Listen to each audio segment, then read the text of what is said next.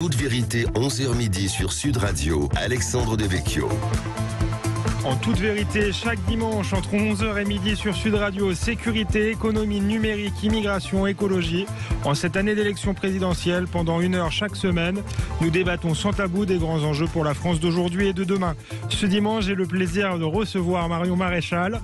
À droite, beaucoup la voyaient candidate à l'élection présidentielle. Celle qui fut la plus jeune députée de France a préféré se consacrer à la métapolitique, notamment à travers l'ICEP, l'école de sciences politiques, dont elle est la fondatrice et directrice. Marion Maréchal n'en demeure pas moins une observatrice engagée. Elle évoquera avec nous la victoire de Valérie Pécresse au Congrès LR. À quelques heures du premier grand meeting d'Éric Zemmour à Villepinte, elle nous dira si elle a fait son choix entre l'ancien journaliste et Marine Le Pen. Mais Marion Maréchal viendra également nous parler d'une note consacrée à la question de l'immigration que son école vient de publier.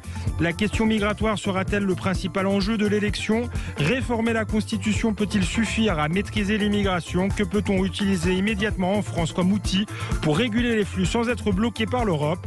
Tout de suite, les réponses de Marion Maréchal en toute vérité. Marion Maréchal. En toute vérité, 11h midi sur Sud Radio, Alexandre Devecchio. Marion Maréchal, bonjour. Bonjour. Commençons par quelques questions liées à l'actualité politique. Je sais que vous êtes venu pour parler de votre note, qui est d'ailleurs passionnante sur la question de l'immigration, mais on a quand même envie de vous entendre dans un premier temps sur d'autres sujets. Le Congrès des Républicains a livré son verdict et c'est Valérie Pécresse qui sera investie candidate. Mais Éric Ciotti, sur une ligne plus à droite, notamment sur les questions de sécurité et d'immigration dont on va parler, a tout de même réuni près de 40% des suffrages des militants. Qu'est-ce que cela vous inspire sur le paysage politique ? Alors moi je ne suis pas adhérente des Républicains, mais sans vous surprendre, évidemment je me sentais plus proche d'Éric Ciotti, donc je regrette finalement qu'il n'ait pas été désigné. Néanmoins ça dit quand même quelque chose de la base, parce que malgré le fait que l'intégralité des non qualifiés est appelée à voter Valérie Pécresse, on est dans un rapport de force 60-40 au deuxième tour, donc c'est quand même pas une vague Valérie Pécresse. C'est vrai que sur ce que ça m'inspire, disons que le parcours de Valérie Pécresse est un parcours qui me semble refléter une forme d'incohérence et d'inconsistance. Alors c'est vrai que là, elle avait comme directeur de cabinet un certain Patrick Stefanini, qu'on sait par le passé assez proche de Nicolas Sarkozy, assez à droite, donc je pense qu'il a correctement orienté sa campagne. Mais quand on revient un peu sur le passé, Valérie Pécresse, c'est une femme qui a notamment co-signé une tribune avec Rokhaya Diallo et Madame Taubira, qui s'intitulait, quand même ça vaut le détour, pour une France multiculturelle et post-raciale. C'est une femme qui allait rompre le jeûne avec des associations musulmanes à la mosquée, si je ne m'abuse, de Pantin, qui s'était notamment, distinguée au moment de l'affaire Samuel Paty. C'est une femme dont le bilan est quand même ambigu au Conseil régional, qui finance un certain nombre d'associations pro-immigration, dont l'association Equalis, souvenez-vous, celle qui a fait parler d'elle parce que son président avait versé un salaire mirobolant et de très nombreux avantages, voilà. Et puis c'est une femme surtout qui, à l'époque, avait appelé sans scrupule à voter Emmanuel Macron face à Marine Le Pen, qui le refera ce coup-ci dans la seconde. Donc c'est vrai que c'est indéniablement, au-delà du discours de campagne et des positions économiques qui peuvent être intéressantes, ou du durcissement sur le discours d'immigration, en qui on a une confiance relative. Voilà. Parlons aussi un peu d'Éric Ciotti. Est-ce que son score, 40%, finalement, est-ce que c'est une bonne nouvelle pour le camp national? Et est-ce que vous, si un jour vous refaisiez de la politique, vous pourriez travailler avec quelqu'un comme Éric Ciotti? En tout cas, ce qui est certain, oui, c'est que ça dit quelque chose de l'état d'esprit de l'électorat, y compris des Républicains. Je vais même aller au-delà de ça. Vous savez que j'ai été de celles qui depuis quelques semaines, appelle à une candidature unique du camp national, parce que quand je vois le bloc que ça représente, près de 30% potentiel des électeurs, et quand je vois le risque d'une non-qualification au second tour de l'élection présidentielle, parce que le seuil est très bas, j'en appelle à la prudence et je souhaiterais qu'il y ait cette unité pour des raisons d'efficacité. Si Éric Ciotti avait été le candidat investi des Républicains, j'aurais pu élargir cet appel à la candidature unique à Éric Ciotti, parce que d'une certaine manière, même si évidemment les stratégies diffèrent, les postures diffèrent, chacun est un peu prisonnier parfois des logiques de son parti, la réalité c'est que sur le fond des idées quand on regarde sur le moyen long terme, il n'y a rien d'inconciliable, il n'y a rien d'incohérent. Et je crois que l'impératif qui est celui aujourd'hui de battre Emmanuel Macron et de ne pas avoir 10 ans de mandature macroniste devrait nous appeler à bouleverser le paysage politique. Malheureusement, il n'en sera pas ainsi, mais ce sera intéressant de voir comment se comportent du coup ces électeurs qui ont fait confiance à Éric Ciotti, même si c'est une petite base électorale, puisque c'est les adhérents, probablement reflète quand même une grande partie de l'électorat, de l'état d'esprit, de l'électorat LR. On parlait d'Éric Ciotti. Dans quelques heures, Éric Zemmour fera son premier grand meeting de campagne à Villepinte devant 19 000 personnes. Est-ce que vous avez été invité ? Ah non, j'ai pas été formellement invité, mais probablement parce que Éric sait que je ne m'y serais pas rendu. Non pas que je n'ai pas de sympathie et d'amitié pour Éric, mais parce que me rendre à son meeting, c'est évidemment mécaniquement marquer un soutien. Rentrer dans une campagne, et c'est vrai que aujourd'hui je ne souhaite pas donner des bons points, distribuer des bons points ou m'engager pour l'un ou l'autre. Ce que je souhaite, je vous l'ai dit à l'instant, c'est une candidature unique pour le mieux placé, et aujourd'hui on n'en est pas là. Stanislas Rigaud, le président de Génération Z, était l'invité de notre matinale. Il nous a demandé de vous faire passer un message. Il espère que vous allez le rejoindre, un de ces quatre. Est-ce que c'est totalement exclu ? Ah bah à l'heure où on parle, je vous le dis, moi je suis dans une situation un peu délicate, je pense que tout le monde peut le comprendre. J'ai de la sympathie pour Éric. Bon, on peut avoir des divergences sur certaines choses, mais j'ai aussi en parallèle, ça n'aura échappé à personne, une personne de ma famille qui est candidate à l'élection présidentielle, à la tête d'un mouvement auquel j'ai participé, auprès duquel j'ai encore des amitiés, et c'est pour ça que je pense que l'efficacité devrait nous appeler à dépasser des divergences que je pense un peu artificielles pour être plus efficace. La question maintenant, ça va être de savoir comment départager le mieux placé. Ouais, et est-ce que Marine Le Pen aujourd'hui n'a pas prouvé qu'elle était finalement la plus solide ? En tout cas, ce qui est sûr, c'est que vous voyez dans les sondages, aujourd'hui Marine Le Pen indéniablement creuse un écart de 2, 3, parfois voire 4 points dans les sondages. Mais la réalité, c'est que la campagne, elle commence aujourd'hui. On a désigné, le candidat LR a été désigné hier. Éric Zemmour a officiellement annoncé sa candidature il y a seulement 3 jours. Donc c'est maintenant, d'une certaine manière, que les rapports de force vont véritablement se dégager et que les Français vont rentrer dans la campagne électorale et qu'on pourra y voir un petit peu plus clair sur cette espèce de primaire indirecte, si je puis dire, du camp national qui est en train d'être mise à l'œuvre à travers la candidature d'Éric Zemmour. Après, on va parler de votre note, la note que votre école publie sur la question de l'immigration, c'est promis, mais une dernière question, est-ce que finalement ça peut pas être un atout d'avoir 2 candidats pour le camp national ? Est-ce que c'est un atout ? Est-ce que ça risque de le diviser ? Est-ce que vous craignez une non-qualification au second tour ? Ou est-ce que ça peut faire une réserve de voix pour celui qui sera arrivé en tête ? On peut imaginer, c'est comme ça que se rassure d'une certaine manière le Rassemblement national, en se disant c'est pas grave si Éric Zemmour est candidat, puisque de toute façon ça fera une réserve de voix au second tour. On peut raisonner de cette manière-là, en effet. On peut aussi raisonner en se disant que ces 2 candidatures peuvent se risquent potentiellement de se court-circuiter, sauf si l'une arrive à faire un écart important avec l'autre et donc s'assure une qualification. À l'heure où on parle, c'est quand même pas tout à fait certain. Une fois de plus, le ticket d'entrée au second tour est bas. Rappelons quand même la fois dernière, alors même si les circonstances sont différentes, que Marine Le Pen se qualifie à 1 point seulement de François Fillon, à 1,5 point de Jean-Luc Mélenchon. Donc on est encore 2-3 semaines de campagne, on ne sait pas ce qu'il aurait pu advenir. Là, la campagne va être très courte. Et c'est vrai qu'une fois de plus, moi je suis tellement animé par cet impératif de ne pas laisser une fois de plus la France pendant 5 ans supplémentaires dans les mains de la Macronie, que je pense que dès le premier tour, il faudrait pouvoir s'allier. Ce qui est sûr, c'est que alors certains disent Éric Zemmour faute parce qu'il est candidat, il divise le camp national. Mais c'est à mon avis une mauvaise manière de raisonner. C'est-à-dire que si Éric Zemmour est candidat, c'est qu'il y avait manifestement un vide. Voilà, ça plaît, ça déplaît, mais en tout cas c'est comme ça que les électeurs le ressentaient, et c'est si vrai que très rapidement il est monté quasiment jusqu'à 17%. Aujourd'hui il semble se stabiliser autour de 15%, donc c'est qu'il manifestement une envie et un besoin d'une partie d'électeurs qui aujourd'hui ne se retrouvent ni dans Marine Le Pen, ni dans les Républicains, ni ailleurs. Donc je pense qu'il ne faut pas faire ce type de procès. La nature a horreur du vide, et c'est encore plus vrai en politique. Donc maintenant c'est au camp national au sens large de réfléchir à la manière de de concilier ça et de comprendre pourquoi ce vide n'est pas rempli et comment les gens peuvent travailler ensemble. On a commencé par parler de Valérie Pécresse. Est-ce que vous excluez totalement, vous nous avez dit ce que vous en pensiez sur le plan idéologique, est-ce que vous excluez totalement qu'elle puisse être au second tour ? Moi, j'exclus absolument rien. Je pense que rien n'est écrit politiquement. Les LR, pour un certain nombre de raisons, ont encore du ressort. N'oublions pas que c'est quand même un mouvement qui tient aujourd'hui le Sénat, qui est le premier parti d'opposition à l'Assemblée, qui a majoritaire en local sur le plan des départements, des régions, beaucoup de villes. Donc c'est un parti de cadres et d'élus, mais qui a indéniablement encore un certain nombre de forces. Donc vu que le seuil de qualification, une fois de plus, est très bas, il ne faut absolument rien exclure. Et on a quand même un gros inconnu dans cette élection, qui est celui du niveau d'abstention.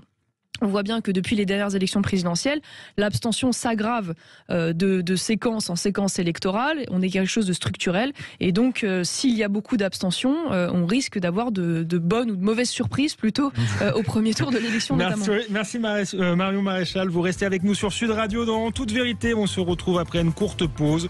Nous parlerons d'immigration. Est-ce l'enjeu principal de la campagne qui s'annonce?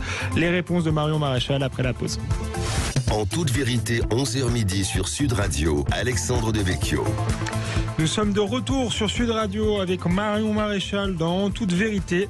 Marion Maréchal, vous êtes ici comme observatrice de la vie politique, on en a parlé tout à l'heure, mais aussi comme directrice de l'ICEP, l'Institut de sciences sociales, économiques et politiques de Lyon, où vous êtes la fondatrice et directrice. L'ICEP, justement, publie une note dont nous allons parler en détail concernant l'immigration. Mais d'abord, plus largement, comment expliquez-vous que le thème de l'immigration, presque absent de la campagne de 2017 finalement, revienne aujourd'hui en force? Est-ce que c'est le retour du refoulé? Alors, je ne sais pas si le thème était totalement absent aux dernières élections. Je ne crois pas. En tout cas, dans les débats. Voilà, ce qui est vrai, c'est qu'il y avait probablement davantage de sujets autour de la question de l'Union européenne, probablement parce qu'à l'époque, il y avait encore cette épée de Damoclès de la politique de rigueur voulue par la Commission, qui imposait des réductions drastiques dans les budgets, et que depuis, il y a eu une inflexion de la politique monétaire de la Banque centrale européenne. Il y a eu la crise Covid qui est passée par là, et que finalement, on a ouvert les vannes des dépenses et qu'il n'est plus question aujourd'hui de contraindre budgétairement et drastiquement la France notamment dans ses choix. Et de ce fait-là, c'est probablement quelque chose qui est moins présent, probablement à tort d'ailleurs, parce que notamment sur l'immigration, ça reste un vrai sujet, la question de l'Union européenne. Mais donc voilà, on va en parler d'ailleurs. Voilà, et puis la réalité, c'est que la situation s'aggrave d'année en année. On a aujourd'hui un record, en 2019, un record d'entrées légales autour de 469 000 entre les titres de séjour accordés, entre les demandeurs d'asile qui ont été enregistrés, entre autres choses, et qui révèlent, si vous voulez, un véritable basculement qui se voit au quotidien, qui a des conséquences à la fois sur le plan économique, social, culturel et sécuritaire, et qu'aujourd'hui c'est une réalité pour l'ensemble des Français, quel que soit finalement leur vote et leur position politique. Les sondages indiquent cependant que le pouvoir d'achat reste la préoccupation principale des Français. Donc, qu'est-ce que vous en pensez? Est-ce que quel est l'enjeu majeur dans cette élection? Vous continuez à penser que c'est les questions migratoires, ou faut articuler les deux? Alors, de toute façon, ce serait une erreur, et je pense que personne ne pense ça, que de concentrer l'intégralité d'une campagne sur la question migratoire. Le pouvoir d'achat est évidemment une problématique absolument centrale et absolument vitale. La question de l'immigration, c'est juste qu'elle s'accroche à d'autres sujets, notamment économiques. Et donc elle est corrélée à plein d'autres choses, et elle aggrave plein d'autres sujets, notamment sur le plan budgétaire, sur le plan économique, et donc du pouvoir d'achat, parce que qui dit pouvoir d'achat dit impôts, dit taxes, voilà. Mais néanmoins, c'est quand même à tempérer, parce que ce qui est intéressant, c'est que notamment dans l'électorat de droite, en particulier chez les LR et au RN, c'est un sujet qui arrive en 4e position.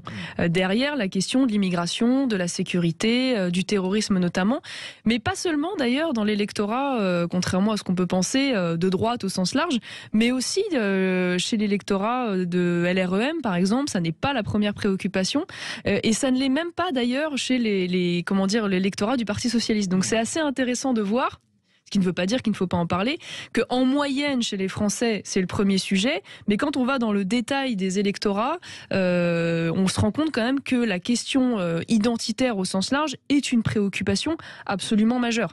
Et j'en veux pour preuve, et je recoupe avec un autre sondage très intéressant qui a été fait par Harris, un peu polémique parce qu'il a trait à cette question du grand remplacement. On en a beaucoup parlé. Vous savez, ces fameux 66% des Français qui pensent que le grand remplacement va avoir lieu, aura lieu, et 61% qui en sont inquiets. Sauf que, ce qui est intéressant, c'est que quand on regarde en détail, pareil, ce sondage, on se rend compte que dans La République En Marche, les électeurs de La République En Marche, il y a aussi une majorité de ces électeurs qui pensent que ce grand remplacement va arriver, et une majorité également qui en sont inquiets. Donc c'est quand même assez intéressant de voir que derrière ce terme, en réalité, il y a aujourd'hui une unanimité, quels que soient les électorats. Justement, j'allais vous poser la question, qu'est-ce que vous pensez de ce terme? Est-ce que le concept de grand remplacement, c'est quelque chose que vous reprenez à votre compte? Oui, parce que pour moi, c'est un débat verbal qui n'a pas lieu d'être. Je ne crois pas du tout que le grand remplacement soit un complot. Ça, c'est les personnes qui sont pro-immigration et pro-société multiculturelle qui disent ça. Mais quand on lit cet auteur, quand on regarde en détail ce qu'il dit, il n'y a pas de dimension complotiste. C'est pas un complot, c'est un constat.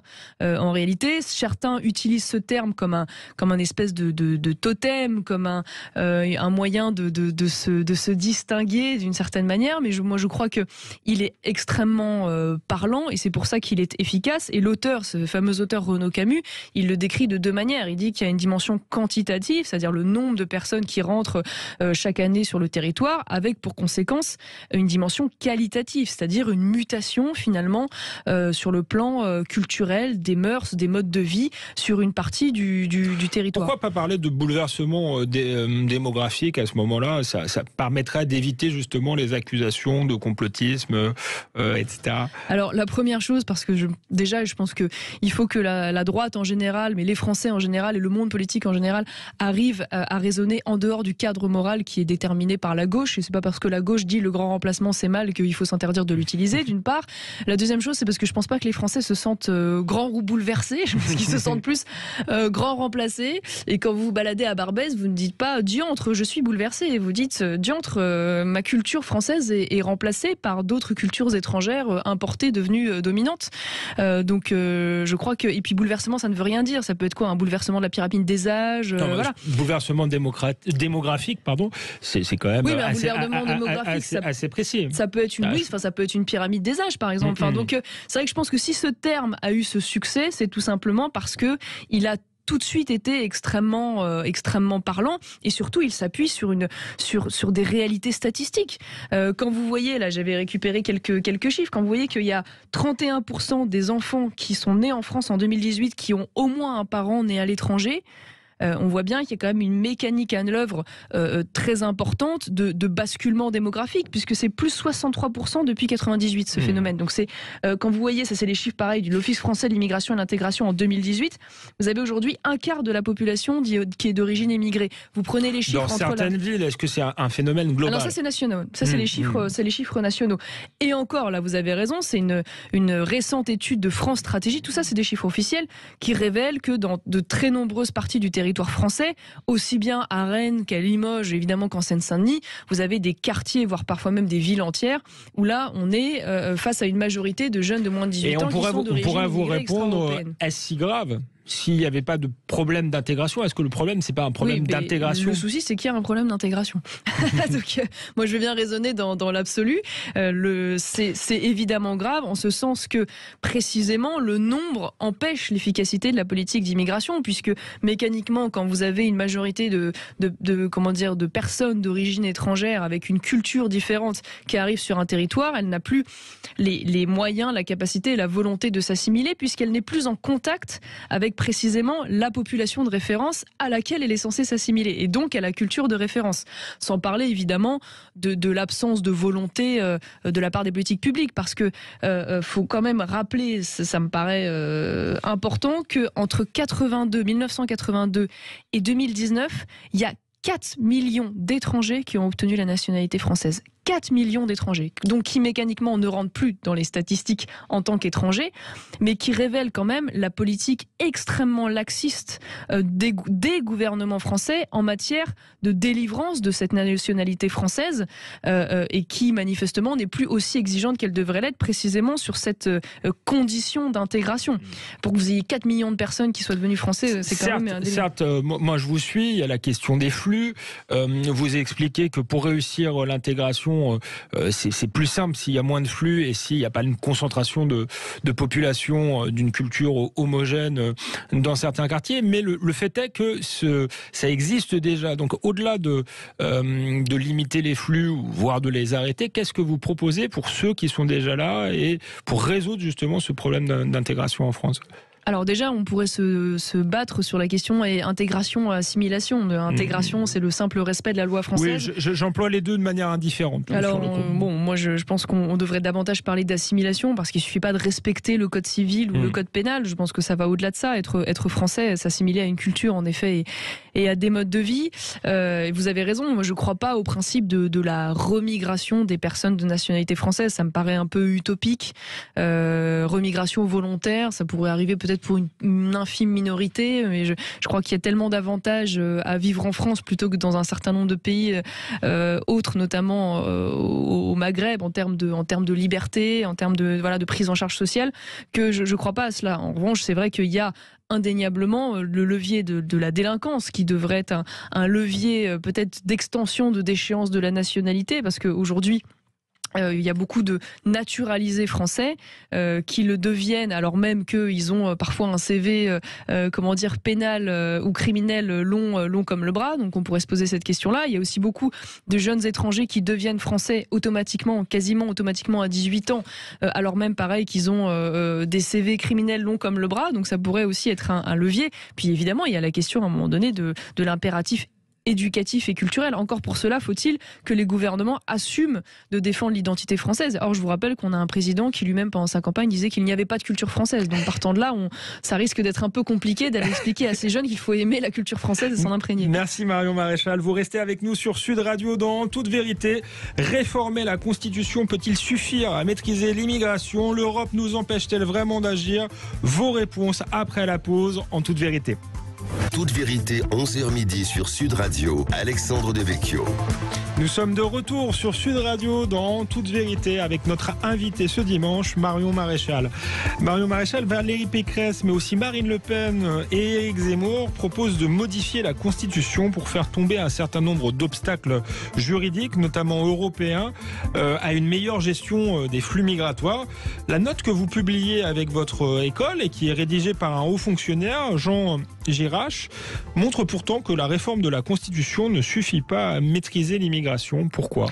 Alors oui, c'est intéressant parce qu'il y a une espèce de frénésie réformiste constitutionnelle qui s'est emparée de l'ensemble du spectre de la droite, et pas que d'ailleurs. Je crois que même Arnaud Montebourg a proposé une réforme. Alors déjà, première chose, c'est que je ne dis pas que la réforme constitutionnelle est inutile en soi.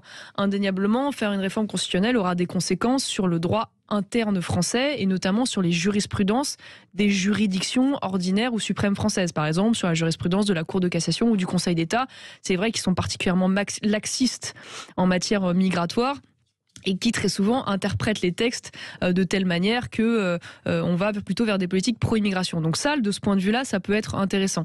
Là où je suis un petit peu plus dubitative, c'est par rapport à la question du droit international ou du droit européen. Pourquoi ? Parce que la France a pris un certain nombre d'engagements auprès de l'Union européenne, bien sûr, mais aussi la Convention de Genève qui a trait aux réfugiés, la Cour européenne des droits de l'homme ou encore la Convention relative aux droits de l'enfant. Toutes ces normes européennes ou internationales ont des contraintes en matière juridique sur le plan migratoire.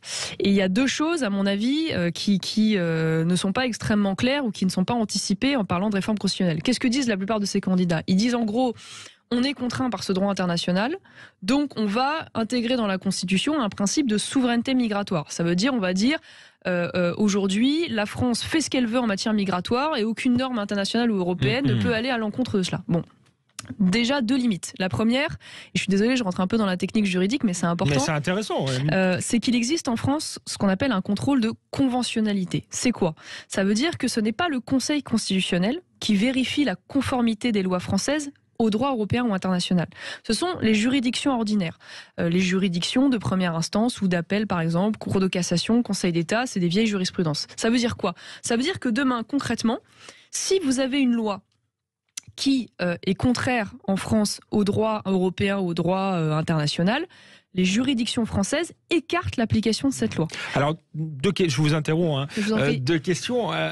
Le fait que ce soit des juges finalement et des juridictions ordinaires qui vérifient cela, est-ce qu'on rentre pas dans une logique de gouvernement des juges, comme certains l'observent? Et ensuite, moi, si je vous suis bien, le retour de la souveraineté migratoire, finalement, passe par une forme de Frexit, puisque si les juges appliquent les lois européennes, eh bien, on n'en sort pas. Je vais juste au bout de ce raisonnement. Ça veut dire que demain, pour vous aller concrètement, vous réformez la Constitution. Dans le cadre de cette réforme, ensuite, vous prenez une loi qui est conforme à la Constitution française, très bien, pour réguler l'immigration. Mais s'il se trouve que demain, cette loi est non conforme au droit européen, vous allez vous retrouver, par exemple, devant le Conseil d'État qui va dire moi, j'écarte cette loi et je ne l'applique pas. Et donc, la Constitution devient presque transparente d'une certaine manière. Et ça, c'est par exemple, pour vous donner une statistique, ça concerne près de 20% des affaires traitées par le Conseil d'État. Donc, c'est considérable. Donc, déjà, c'est la première limite à l'exercice. Et puis alors Patrick Stefanini, justement le directeur de campagne de Valérie Pécresse, pensait avoir trouvé la parade en disant oui, mais il y a une vieille jurisprudence du Conseil constitutionnel qui dit que s'il y a une loi de transposition des directives européennes qui est contraire à l'identité constitutionnelle de la France, elle ne peut pas s'appliquer. Oui, sauf que l'identité constitutionnelle de la France, avant que le Conseil constitutionnel considère que la maîtrise de l'immigration fait partie de l'identité constitutionnelle de la France, je pense que vous pouvez vous lever tôt le matin. Voilà, donc puis bon, c'est assez restrictif.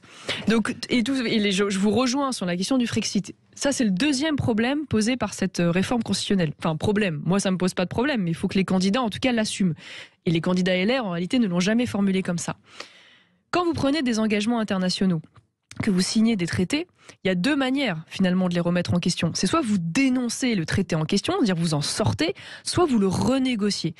Or, aujourd'hui, qu'est-ce que disent les candidats de droite en général? Ils disent, on s'en fiche, on touche pas à ça, on fait notre petite réforme constitutionnelle dans notre coin, et puis ça nous libérera de tous nos engagements, et ça suffira finalement à régler le problème. Sauf que c'est pas comme ça que ça marche. C'est-à-dire que si demain, vous mettez dans la Constitution nous sommes une souveraineté migratoire, enfin nous mettons en place la souveraineté migratoire et donc le droit européen, s'il est contraire à nos lois et à notre constitution sur ce point, ne s'applique plus.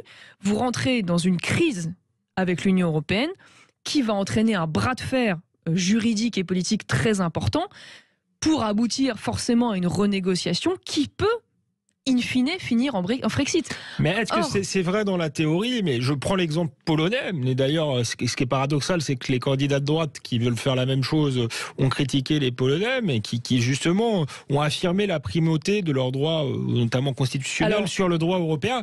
Dans les faits, ça a créé des polémiques, mais il semble que ça marche. Alors, je vais vous dire deux choses. Déjà, première chose, moi, ça me pose pas de problème sur le principe qu'on engage, mais je pense même que c'est souhaitable. Je dis juste qu'il faut que les candidats le disent clairement. Ça veut dire que ça peut aboutir à ça. Ce qui est marrant, et ce qu'on n'a jamais d'ailleurs vraiment relevé, c'est qu'en réalité, il y a une divergence entre les cours constitutionnelles nationales et le droit européen. Pourquoi? Parce que globalement, toutes les cours constitutionnelles, françaises, polonaises, c'est ce qu'a rappelé la polonaise, disent le droit, constitutionnel, national, prime sur le droit européen. Et l'Union européenne dit exactement l'inverse. Ça veut dire que ce soit la Cour de justice de l'Union européenne, que ce soit la Commission européenne ou que ce soit les traités qu'on a ratifiés, ils disent non, le droit européen est supérieur non seulement aux lois, mais aussi à la Constitution. Donc déjà, il y a une divergence qui n'est pas réglée de ce point de vue-là. Et globalement, comment on fait? C'est-à-dire que de manière générale, pour éviter que cette divergence n'aboutisse à un drame, il y a une espèce de dialogue des juges, on se débrouille toujours pour que finalement la Constitution soit réformée et s'applique. Donc les Polonais, ils disent ça, et ils confirment finalement quelque chose qui existe depuis longtemps. Sauf que l'Union européenne est extrêmement dure avec eux et ne lâche pas parce qu'ils savent qu'en réalité, la Pologne ne sortira jamais de l'Union européenne. Et donc au final, elle finira forcément par céder s'il y a conflit, parce que à la fin des fins, il n'y aura pas de renégociation, parce que si vous n'assumez pas potentiellement qu'en cas de refus de négociation des traités, eh bien vous ne sortez pas. Sans cela, en réalité, vous n'avez pas vraiment la force d'eux. Donc, une fois de plus, moi, j'ai pas de problème. Je pense pas qu'il faille faire du Frexit un interdit absolu. Mais si vous étiez aux manettes, vous assumeriez le risque de sortir de l'Union européenne. Donc. Alors moi, je ne suis pas pour aujourd'hui une sortie de l'Union européenne. Je crois qu'il y a des possibilités intermédiaires qui n'ont pas été utilisées, notamment justement précisément ce bras de fer, parce que je crois que contrairement à la Pologne, l'Union européenne ne peut pas se passer de la France et qu'il y aurait des conséquences, notamment sur le plan budgétaire et monétaire, qui seraient probablement lourds vu l'état actuel de nos finances publiques, et donc il y aura probablement des réformes internes à faire avant d'envisager cela.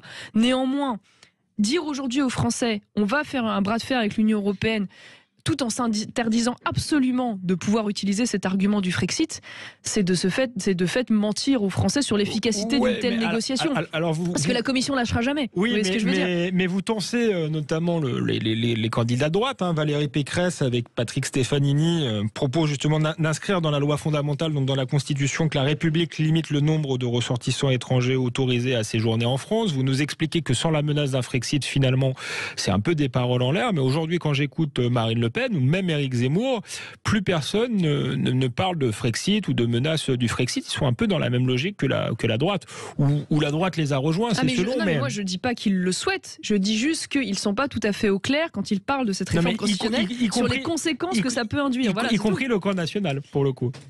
Oui, y compris le camp national, je suis tout à fait d'accord avec vous. Ça veut dire que moi, une fois de plus, j'ai aucun problème avec ça. Je pense qu'il faut avoir un bras de fer avec l'Union européenne. Je dis juste qu'il ne faut pas imaginer que simplement en faisant notre petite réforme constitutionnelle dans notre coin, on va pouvoir d'un coup ne plus appliquer le droit de l'Union européenne, puisque le cœur nucléaire de notre engagement auprès de l'Union européenne, c'est précisément la supériorité du droit européen sur le droit national. Et je vous donne un exemple qui est quand même révélateur. Même les États-Unis ne font pas dans leur coin, décident pas dans leur coin de faire ce qu'ils veulent. Sur l'accord de Paris, par exemple, Trump, quand il décide de sortir de l'accord de Paris, vous savez, qui régulait notamment les émissions carbone, il dit pas j'applique plus du jour au lendemain et je me casse d'une certaine manière. Il a respecté scrupuleusement la procédure de sortie qui mettait 3 ans minimum, et au bout de 3 ans il est sorti. Parce que quand vous prenez un engagement international, vous engagez quand même la parole de la France, et en l'occurrence le système européen est tellement intégré que ça ne peut pas ne pas avoir de conséquences. Donc il y a un peu de démagogie et de manque de réalisme, y compris dans les candidats que vous soutenez plutôt. En tout cas, non, alors j'irai pas jusque là, parce que je pense qu'il y a en tout cas une facilité qui veut qu'on ne dise pas tout à fait les conséquences que ça peut induire, notamment chez LR, parce que pour le coup, le coût de la renégociation des traités, c'est quelque chose qui est assumé par Marine Le Pen, par Éric Zemmour depuis longtemps. Je pense que c'est un peu moins clair chez les Républicains, et en effet, il y a une forme d'ambiguïté. Ouais, d'ambiguïté, parce que la réalité, c'est que le sujet européen, c'est un sujet atomique qui fait peur, et que rien que ce mot Frexit est un espèce de tabou qui met en place des réflexes pavloviens, et donc on ne veut surtout pas rentrer dans ce débat. Or, à un moment donné, il faudra l'avoir. Il y a un argument qui est donné à peu près par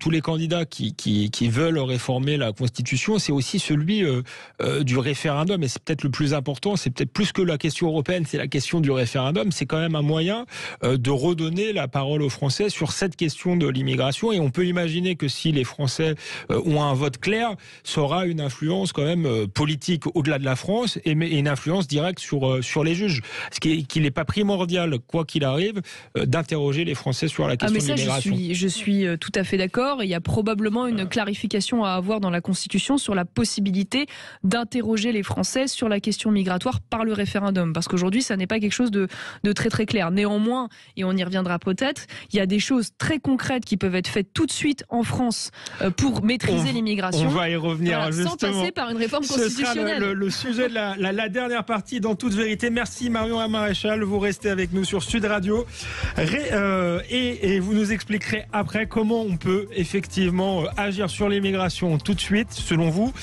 sans passer par de grandes réformes constitutionnelles et européennes. Merci, à tout de suite. Lidl.fr. En toute vérité, 11h midi sur Sud Radio, Alexandre Devecchio. Nous sommes de retour dans Toute Vérité sur Sud Radio avec Marion Maréchal. Nous débattons ce dimanche de la question de l'immigration.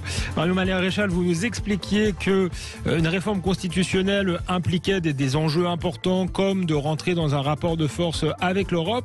Mais si on met de côté la question européenne, est-ce qu'il n'y a pas déjà des leviers d'action pour les politiques pour agir, contrôler, réguler mieux les flux migratoires sans même bouleverser les équilibres européens? Alors, que les choses soient claires, je pense que si on veut être cohérent et efficace, il faudra de toute façon par en passer par une renégociation des traités, pas que de l'Union européenne d'ailleurs, mais aussi de la Convention de Genève, on en a parlé tout à l'heure, la Cour européenne des droits de l'homme, la Convention de protection des enfants, voilà. Et il faudra probablement aussi une réforme constitutionnelle pour toucher le droit interne et notamment la jurisprudence de nos juridictions à nous. Mais néanmoins, ce que je constate, c'est qu'il y a un certain nombre de leviers qu'on peut utiliser tout de suite maintenant, sans avoir de problème avec la Constitution et sans avoir de problème avec l'européen. Je pense notamment à tout ce qui touche, par exemple, aux conditions de naturalisation, c'est-à-dire d'obtention de la nationalité française. Là, la France a totalement la main là-dessus. On pourrait être beaucoup plus dur sur les critères d'octroi de cette nationalité, comme sur d'autres pays, dans la durée et les conditions. On peut penser par exemple au droit du sol. Aujourd'hui, le droit du sol, demain, peut être supprimé d'un trait de plume par un changement de la loi. Il n'y a pas de jurisprudence du Conseil constitutionnel dessus et le droit européen n'en parle pas. Donc logiquement, on devrait pouvoir le faire. On peut penser à tout ce qui touche aux conditions d'expulsion et d'interdiction du territoire français, qui pourraient être durcies avec plus de moyens. On peut penser même au durcissement du regroupement familial. Alors le regroupement c'est compliqué le regroupement familial. Oui, sauf que le droit français est plus laxiste que la directive de 2003 de l'Union européenne, ce qui est quand même génial. Donc on a une marge de manœuvre. On ne peut pas totalement, évidemment, le supprimer et faire n'importe quoi. Mais vous on a y une marge serez de manœuvre. favorable, vous, à la suppression du regroupement familial ? Je pense que sur le principe, oui. Ça veut dire que je pense qu'il ne devrait pas y avoir d'automaticité à obtenir la nationalité française ou à pouvoir venir sur le territoire français. Dans les deux cas, ça devrait être du cas par cas et qu'on ne soit pas sur des phénomènes de masse automatique. Mais ça, c'est vrai que sur le regroupement familial, vous avez raison, ça touche à beaucoup d'engagements internationaux et le Conseil constitutionnel aussi, d'ailleurs, malheureusement, a légiféré là-dessus, a mis une jurisprudence dessus, donc c'est extrêmement contraignant. Il y a aussi, je pense, tous les accords. Vous savez qu'on a des accords avec franco-algériens, franco-marocains, franco-tunisiens, qui sont beaucoup plus laxistes en matière migratoire, notamment dans l'obtention des titres de séjour, qui pourraient être revus. Les titres de séjour qui sont aujourd'hui le premier levier d'immigration clandestine. C'est-à-dire, je m'explique. C'est-à-dire qu'en fait, aujourd'hui, la plupart des immigrés clandestins n'arrivent pas par bateau ou de manière spectaculaire à la frontière. Ils obtiennent des titres de séjour légaux donnés par le gouvernement français et ensuite ils se maintiennent illégalement sur le territoire. Et ça, il n'y a pas demain à réformer quoi que ce soit. Il y a juste le gouvernement qui a à dire je durcis les conditions pour, par exemple, les étudiants, pour, par exemple, l'immigration économique, pour les étrangers malades, pour d'autres motifs. Aujourd'hui, il y a un laxisme absolument total dans l'obtention des titres de séjour. Vous avez parlé des accords passés notamment avec le Maroc. Patrick Buisson, il y a quelques années, quand il était conseiller de Nicolas Sarkozy, voulait dénoncer les accords déviants parce que justement il y avait des facilités pour les Algériens à venir s'installer en France. Est-ce que vous seriez favorable à cela ? On en a un peu parlé au moment où Emmanuel Macron a dit justement qu'il allait limiter les visas et qu'il a semblé rentrer dans un début de bras de fer avec le gouvernement algérien. Ça me semble absolument indispensable. Les accords déviants aujourd'hui sont complètement caducs. D'ailleurs, ils n'ont pas vraiment été respectés depuis le début du côté algérien, c'est le moins qu'on puisse dire.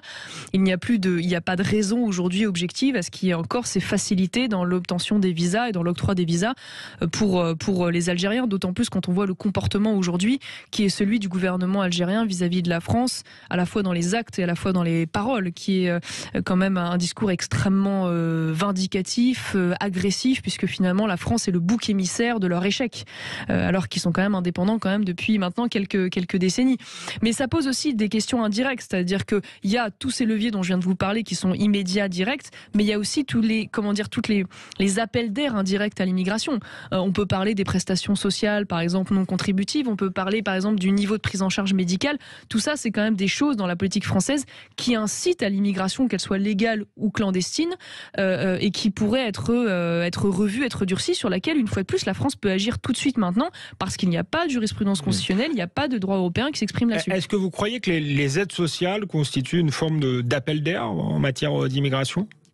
J'en suis absolument convaincu. Vous savez, ça c'est les chiffres de Darmanin. Il y a aujourd'hui sur le territoire français entre 600 000 et 700 000 clandestins.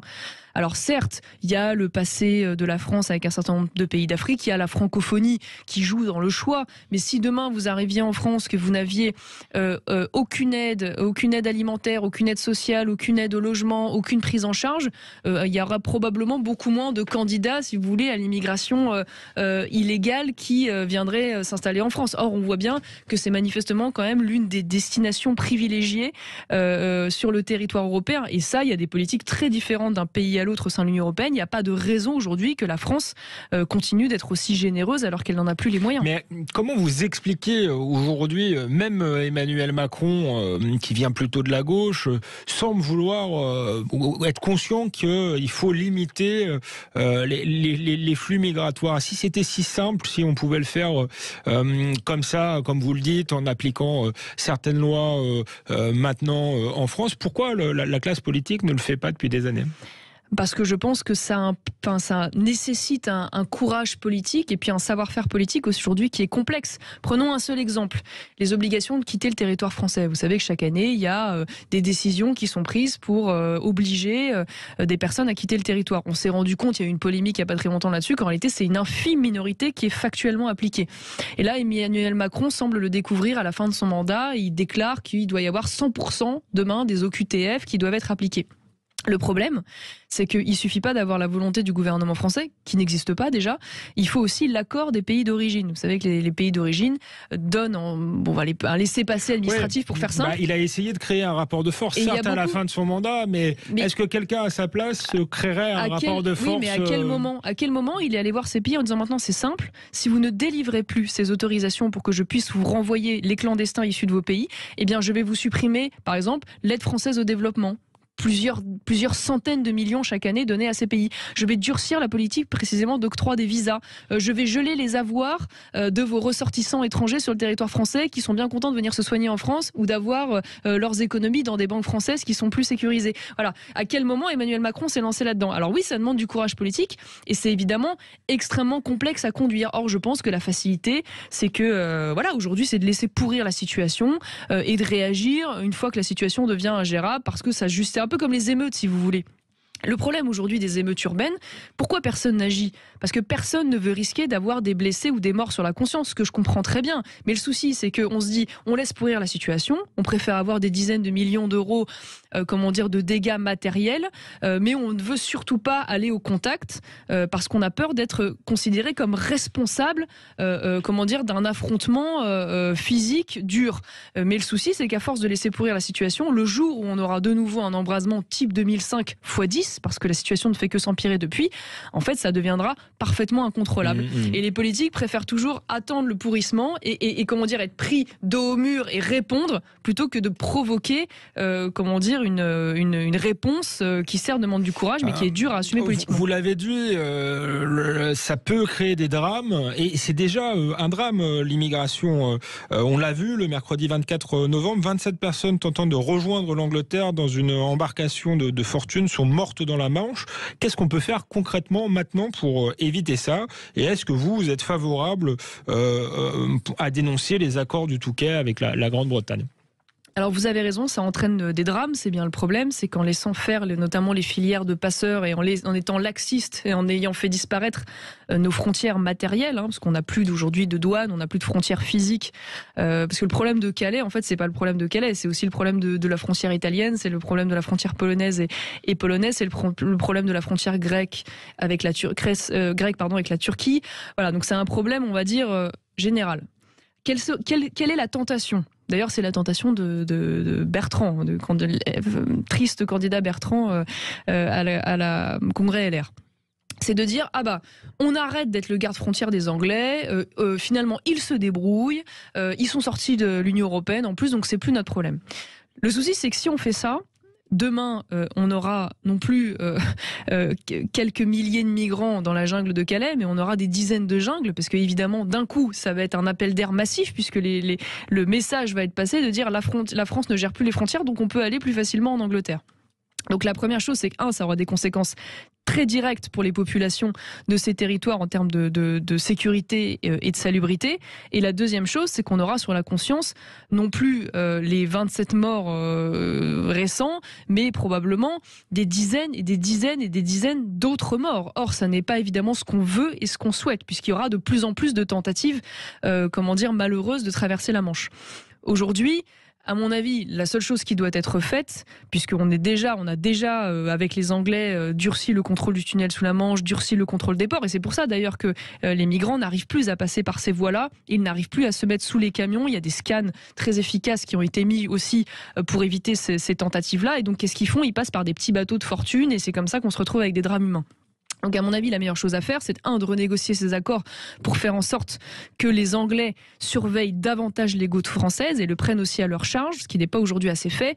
Et probablement faudrait-il associer davantage Frontex, qui a des moyens mis à disposition, mais encore faut-il leur demander leur aide. Et encore faut-il exiger d'eux, non pas qu'ils récupèrent les embarcations et les renvoient en France, mais qu'ils les renvoient dans les pays d'origine. Et donc pour cela, il faut en effet discuter avec les Anglais, et on a aujourd'hui des raisons de discuter avec eux, parce qu'en fait on est interdépendants, si vous voulez, dans cette problématique. Et les Anglais, à mon avis, seraient prêts à les renégocier, tout simplement parce que l'une des raisons du Brexit, ça a été la question migratoire. Donc pour eux, c'est un vrai traumatisme. Et ils ne veulent surtout pas d'une aggravation de la situation et que la France, lâche sur ce plan-là. Mais en tout cas, il est hors de question de faire du chantage migratoire, comme le voulait Xavier Bertrand, comme l'a fait finalement la Biélorussie avec la Pologne, ce que tout le monde a dénoncé dans la classe politique. Il est hors de question que la France fasse ce chantage-là, et surtout se retrouve avec le risque de la mort de dizaines de milliers de personnes en faisant ça. Il nous reste une minute, Marion Maréchal. Vous avez choisi de quitter la politique pour la métapolitique, mais quand je vous entends depuis une heure, vous avez des propositions concrètes, vous réfléchissez à la situation politique. Est-ce que vous ne seriez pas plus utile dans l'action finalement ? Moi, j'ai pas l'impression d'être dans l'inaction, puisque avec l'ICEP, on a fait le constat d'une crise universitaire et de l'enseignement supérieur, à la fois sur le niveau et sur le plan des dérives idéologiques, d'un véritable terrorisme intellectuel qui progresse, avec notamment le wokisme et compagnie. Donc j'ai voulu agir à ce niveau-là en essayant de créer avec l'ICEP une alternative concrète pour des étudiants qui veulent pas être pris en otage par ce phénomène. Donc c'est une autre manière d'agir, si je peux dire. Est-ce que vous envisagez de revenir sur la scène politique après l'élection présidentielle ? En tout cas, ce qui est sûr, c'est que la politique me passionne, ça c'est indéniable. J'aime contribuer au débat public, on le fait avec le Centre d'analyse et de prospective de l'école. Donc j'y reviendrai sûrement un jour, pour être honnête, mais vous dire où, quand et avec qui, ça aujourd'hui je suis dans le flou. Merci Marion Maréchal. Merci à vous. Merci à tous. On se retrouve la semaine prochaine pour un nouveau numéro dans Toute Vérité sur Sud Radio.